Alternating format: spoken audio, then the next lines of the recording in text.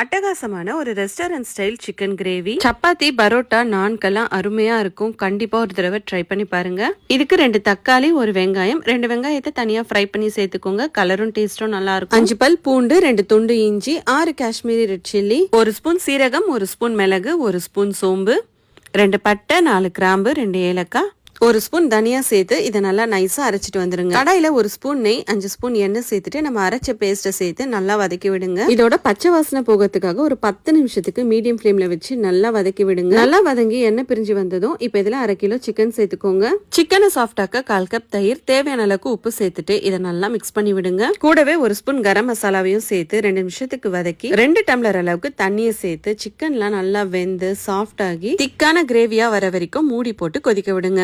இப்ப பாத்தீங்கன்னா எண்ணெய் பிரிஞ்சு சூப்பரா சிக்கன் கிரேவி ரெஸ்டாரண்ட் ஸ்டைல ரெடி ஆயிடுச்சு. கடைசியா கொத்தமல்லி தூவி இறக்கிடுங்க. கண்டிப்பா இந்த ரெசிபி ட்ரை பண்ணி பாருங்க. தேங்க்ஸ் ஃபார் வாட்சிங்.